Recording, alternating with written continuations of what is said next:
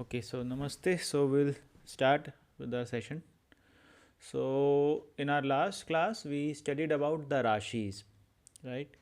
Uh, and in today's thing, like earlier, we had also studied about planets. We had studied about, sorry, in the last class, we studied about the houses. Earlier to that, we studied about Rashis, and then we also studied a bit about planets. So now we will see, we will look at the planets from other perspectives. So today we will try to cover aspects of planets as well as the dignity of planets. Okay, so let me just share the PowerPoint. So now you can see my screen, right? Can you Yes, see? Okay. yes. Okay. So in today's class we will cover aspects and dignity of planets. So how many of you have heard this term aspects or drishti in terms of planets?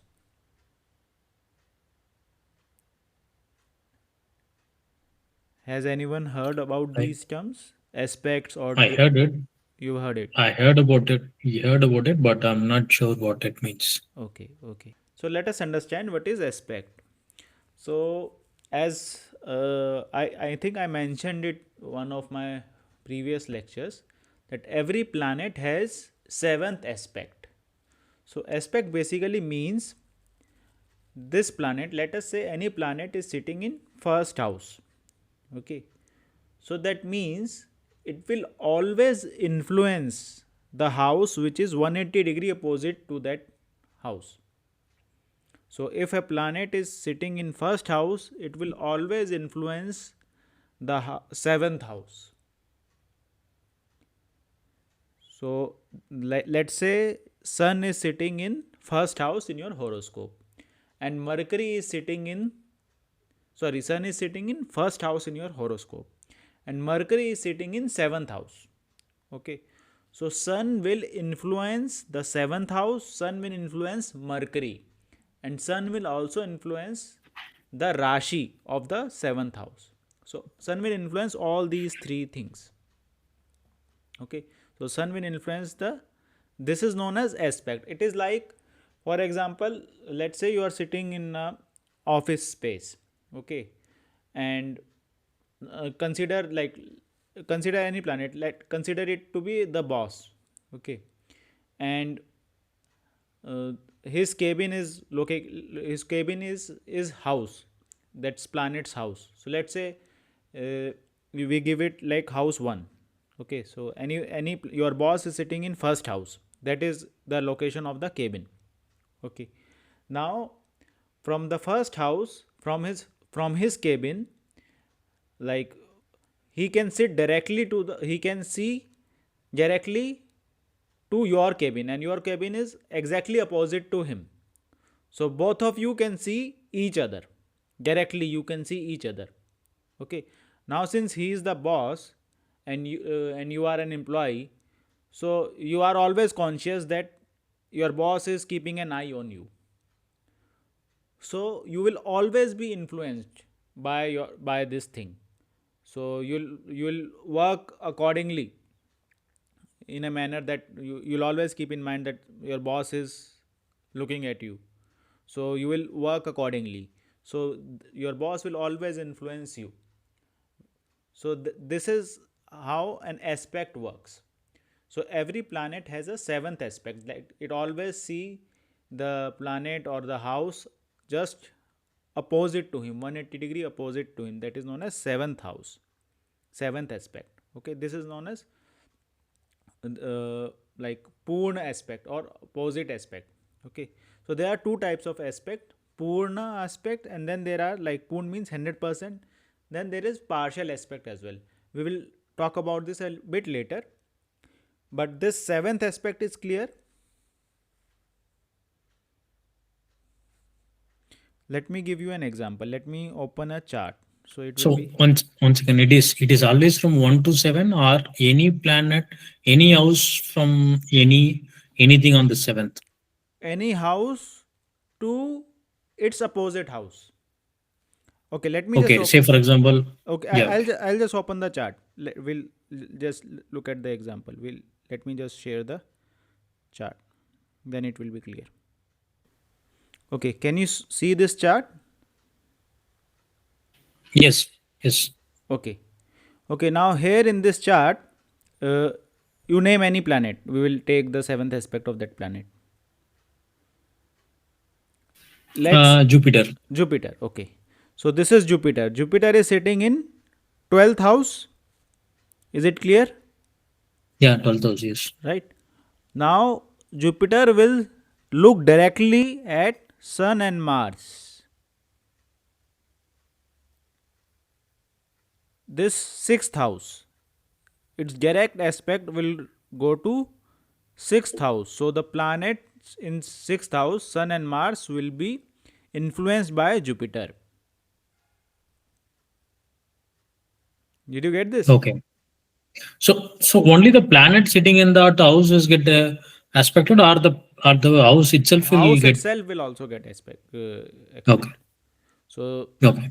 and opposite is also there. Jupiter is getting also getting influenced by Sun.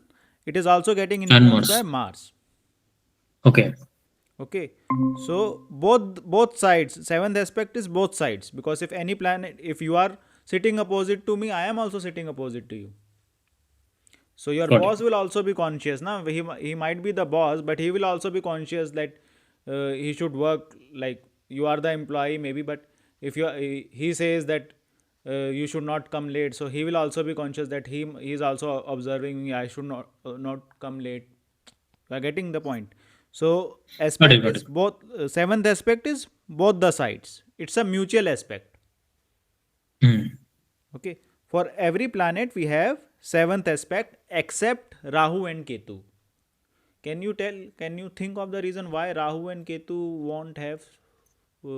Because it's always opposite. Yeah, they are always like when if Rahu is sitting here, Ketu will always already be there in its opposite house. So that's why generally we do not count Rahu and Ketu seventh aspect. Anyways, they are sitting, they are always opposite. Okay. So this seventh aspect is clear. Yeah. Sir, it will aspect only the planet or a house? It will aspect house Both, also. both. Planet also, house also. Both. Okay, sir. It will aspect the planet, it will aspect the house. Both the things. Okay. So Rashi don't affect them. Huh? Don't affect the. Now, Rashi will also be like, there are something called as Rashi aspects, which we generally Hmm. do not use in Parashari system. So there is something known as Rashi. What we are studying right now is planet aspects. There is something known as Rashi aspects, which are used in another system known as Gemini. They are more used in popular in Gemini, but Parasharji has also talked about it. But we do not generally use them in predictions in Parashari system. But that is a different thing. So, but Okay. to tell just to answer you, yes, Rashis also get affected by the aspects. Okay, so seventh aspect is clear. Yes. Now there are, so every how like every planet except Rahu and Ketu. Let us not count Rahu and Ketu when we are talking about aspect as of now. We'll discuss Rahu and Ketu case separately. So as we are talking about seven planets, not nine. Okay, whenever we say seven planets, we will exclude Rahu and Ketu. Like wherever in our course, when we say seven planets, that means we are excluding Rahu and Ketu only. Okay, so when we are talking about seven planets, all the seven planets have seventh aspect, but some planets have special aspects also. So like it's like consider the cabin like it has two more doors also, which opens in different directions. Okay, so uh, let us understand which planets have more than one aspect. So Jupiter has 5, 7, and 9. these three aspects: fifth aspect, seventh aspect, and ninth aspect. So seventh aspect is already counted, we have already seen. Now it will have two more special aspects, fifth and ninth.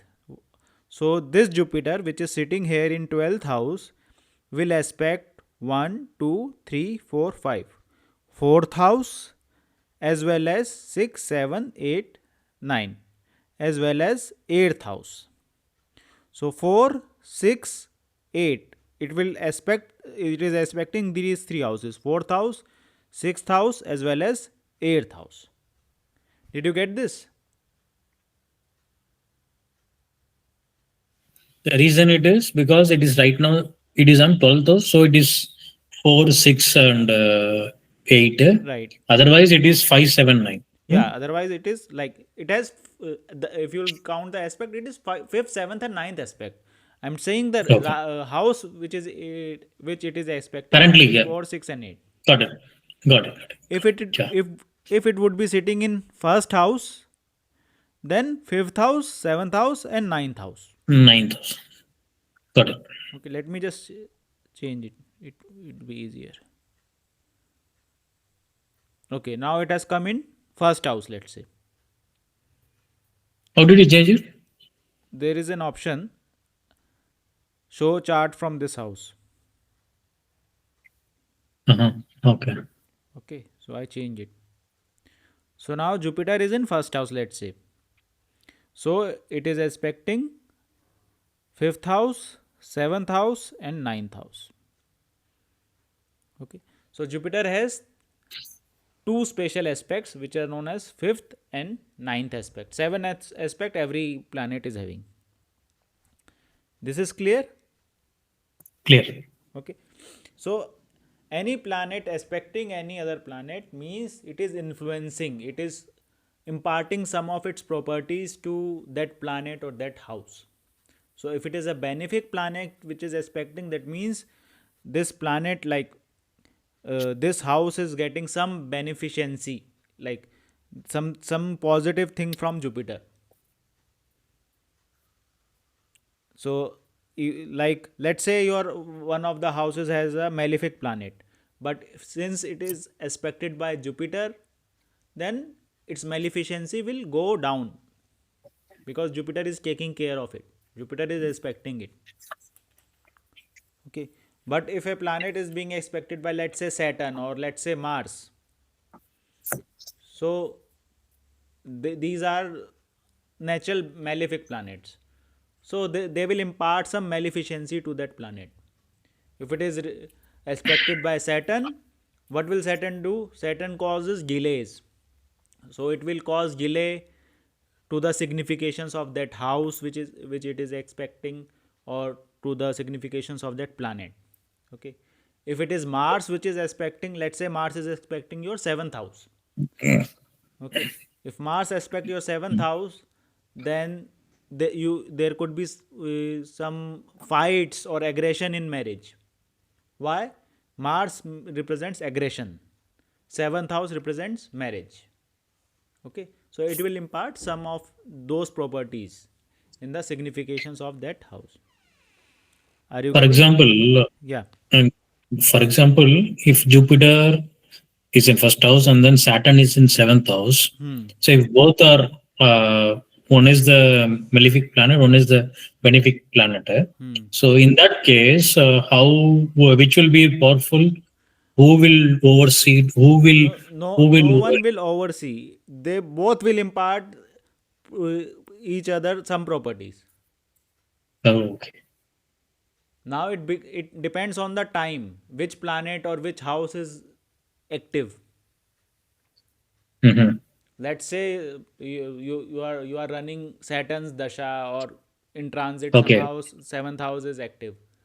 So if Jupiter would have not been aspecting it, it might cause more harm. But since Jupiter is aspecting it, it will not produce that harm. Okay. So other factors will come into play. Yeah, yeah. Generally, okay. So with just only with only two planets aspecting each other, we will have only partial observations or partial results. Yeah, partial response, but both the factors will come into play. My thing is like Okay. they like positive and negative, one plus one minus does not stands, will not become zero. Okay. It will be 1 plus, it will be 1 minus. When the time will come that positive Jupiter, like let's say it's your Saturn's thing, without Jupiter's influence it would have caused more harm, but since Jupiter is influencing him, it will cause less harm. But now let's say it's your Jupiter's dasha or first house period, so Jupiter is active. Without Saturn's influence, it would have given you more, like it would have been more benefic for you. But now since Saturn is influencing it, it will cause delay. Okay, so you will get something positive but delayed. That thing will be delayed. So both the factors will come into the picture. Okay, are you getting this? Getting. Got it. Okay. So this was about Jupiter's 5th, 7th and ninth aspect. Now we have two more planets which have special aspects, which is one is Mars and another one is Saturn. So Mars has 4, 7th and 8th. So that means Mars is sitting here. It will aspect 4th house. Which is 4th house? From this. Sorry. The 4th house from 7th is 10th house. 3, sorry. This is the first house, second, third, fourth. So it is the 10th house. So it will aspect 10th house, 7th house and 8th house, which is this one. 8 hours. Here it is this one. Okay. 8th house from, we are counting from 7th. Okay. So Saturn has 4, 7 and 8th aspect. Okay. And any doubts? No. We could be able. Okay. And which is the other planet left? Saturn. Mars has 4, 7, 8. Jupiter has 5, 7, 9. And Saturn has 3, 7, 10.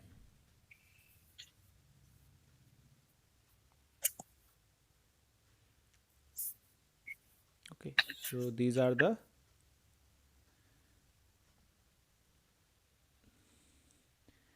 I'll show you the PPT. Just a minute.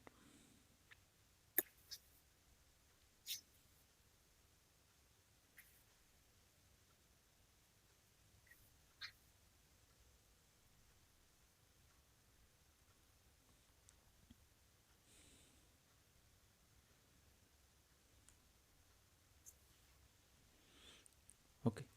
So Mars, Jupiter and Saturn, these as, like here it's written Sun and Moon, but it also includes Venus and it also includes Mercury. So these four planets have just the 7th aspect, whereas Mars has 7th aspect plus 4th and 8th aspect. Jupiter has 7 plus 4, 5th and ninth, and Saturn has 7 plus 3 and 10. Okay. So they will impart their properties to whichever house they are aspecting.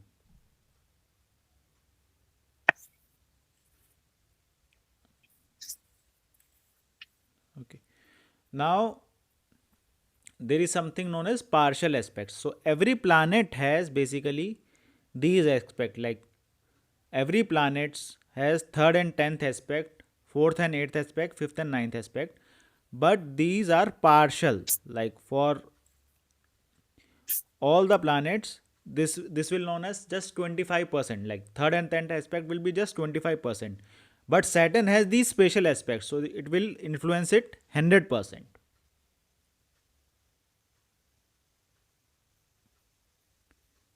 Similarly, 4th and 8th aspect for other planets it is 75%, but Mars has this special aspect, so it will have 100% of this. And 5th and ninth, other planets will have 50-50%, but Jupiter will influence it 100%. And every planet has 7th aspect, which is full aspect. 100%. Okay, but in general, like this is the rule which is given by Rishi Parashar ji. But in general, most of the like astrologers do not use these partial aspects. They just use the full aspects, full and spatial aspects. I have myself not seen anyone using the partial aspects, but yes, it is there. It is a rule given by Maharishi Parashara. This part is clear that about the partial aspects.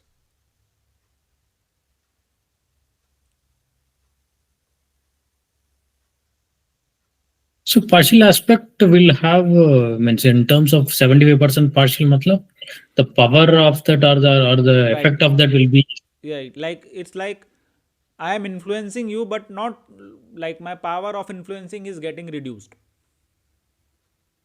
okay. Okay, like I can see you, but not most of the times. So if you see the entire thing, third, fourth, fifth, except the house one, two, sixth, and then 10th and 11th, I said 11th, 12th. Apart from that, all the houses are coming into the some kind of an aspect, Hmm. and then some kind of a aspect or some kind of a partial aspect is going on in all the way. Right, right, Is my understanding right? right. You're right. Okay. So it is actually if you'll there is actually a compound calculation. If you'll check the partial aspects also of each planet, and if you'll calculate the partial aspects, every house will have multiple aspects from so many planets. If you'll count partial aspects also, so the calculations becomes really complicated. So it is actually difficult for a normal astrologer, like if you are not using a software or something, to count all these aspects. That is why traditionally, I think, like my understanding is, that is why traditionally the astrologers have never taken the partial aspects in account. And they have always taken the full aspects, the spatial ones or the full ones. They have always taken the full aspects in account. Although now we can easily calculate partial aspects with the help of any software, but since the tradition is going on that we generally take full aspects only, so I have not seen anyone taking the partial aspects while making predictions. Okay, so yes, only the full aspects, the spatial ones and the full ones are the ones which are practically used. Others are generally ignored. But yes, it is, they are there in textbook. It is there. Cool. Okay, so again the strength is given that aspect strength is generally counted in something known as Shashtiansha. So full aspect will have 60 Shashtiansha, 3/4 the power reduces to 45, half power reduces to 30, and 1/4 power reduces to 15. So we are not generally taking these three, we are just taking the 100% one. Okay. Okay, so let us take this chart. Okay, can you tell what are the aspects of Jupiter in which houses?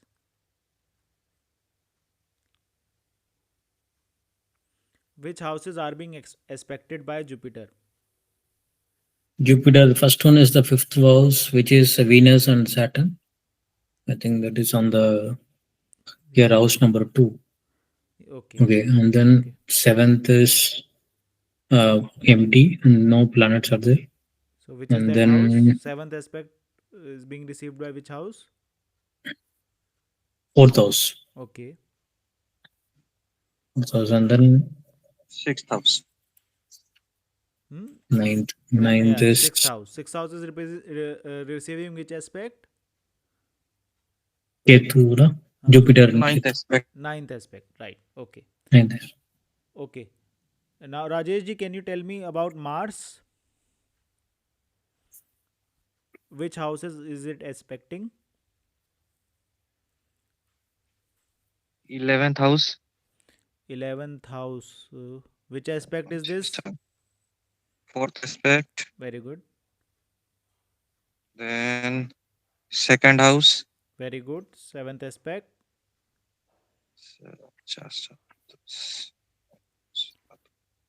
fifth house. Fifth house. Mars has how, which aspects? So, Rajesh ji, you were telling about the aspects of Mars. 11th, second, and third one. Yes, 11th, second, and third. So, Mars has fourth, seventh, and eighth aspect. Okay. So, let me just quickly introduce to the next topic, which is the dignity of the planets. We will not cover it into details. I'll just quickly introduce this topic, which is dignity of planets.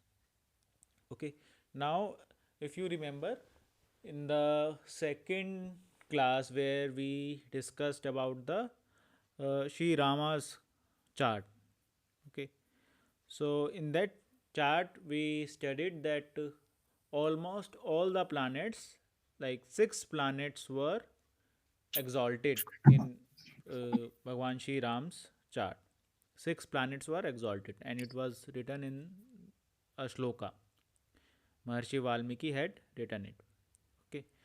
Now, what do you understand by exalted? So, when there is a particular, like every planet gets exalted in a particular rashi, especially at a particular degree. Like, let's say sun is being exalted in, like, sun gets exalted in Aries at 10 degree. So what does it mean? It basically means sun feels very good. It feels he's at his best energy level in this rashi. He's like guest of honor.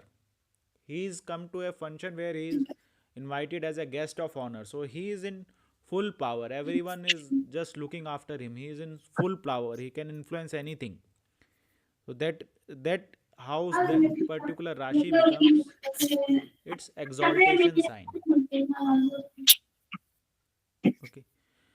And there is a sign which is a debilitation sign. Debilitation sign is a sign where it feels like his energy is drained out. That planet's all the energy is, he feels really drained out. He cannot do really what his potential is. He can hardly influence anything. That is known as its debilitation sign. And a debilitation sign will always be 180 degree to its exaltation sign. So if sun is getting exalted in Aries, so seventh from Aries is Libra, so it will get debilitated in Libra. Now there is something known as Mool Trikon and own sign. Mool Trikon is again a very good sign. Like Mool Trikon is like the office. Like, well, let's say there is any officer which is who was guest of honor at some place. So that was his exaltation. He was really powerful at that place. But when he goes to his office, again he is very powerful. Okay. So that is his second most powerful position. Like at office he can do everything. He has all the powers. He'll just write an order, do whatever is he wants. Okay. So that is known as the Mool Trikon sign. And then own sign is like his house. So although he is not as powerful as he is in office, but he is still very powerful. Okay. So the power keeps on getting decreased. Exaltation, the maximum power, Mool Trikon, second maximum, own sign, little less. And the last is the debilitation. In between also there is some friendly sign, enemy sign, and neutral sign. We will discuss them later. But the last is debilitation sign. First is exaltation. First is exaltation, then Mool Trikon, then own sign, and the last is debilitation. Okay, so I just wanted to introduce you to these things. We will discuss this planetary dignity needs more time. It will take at least one lecture full. So we'll discuss it in the next class. So just wanted to introduce what the planetary dignity means. Okay, this basically gives, this is how you find the strength of a planet. Okay, using dignities, using aspects. This is how you can feel that which planet is strong in your horoscope. And planet being exalted doesn't always means that it will give you very good result. Like in Sri Ram's chart, 6 planets were exalted, but doesn't mean it gives, like, it actually gave him a lot of struggle. No, when he was a king, he had all the powers, but he had to go through vanvas. He had to live without his wife, so he had to go through all the struggles. Although he did it when he went to vanvas, like he did not resist it at all. He did it like his mental state was very good. Even since he was Lord Ram, his mental state was very good. He did not, we could have got very much we could have got very much agitated if someone say go and live in jungle for 1 month, we'll get agitated. But he accepted that very gracefully. Okay, so his mental state was very good because he had, like, Jupiter was also exalted, all these things were exalted. But yes, he had to go through all these struggles. So exalted planets doesn't means it will give you very good result. It means, basically means, it will, whatever it delivers, it will deliver very strongly. That is what an exalted planet means. If it is doing bad for you, it will do that also very strongly. If it is doing good for you, that too also very strongly. Okay, so this is what an exaltation, like this strength, basically means. In Mool Trikon, generally planet is good, it doesn't do bad in Mool Trikon generally, but exaltation, it can go either way.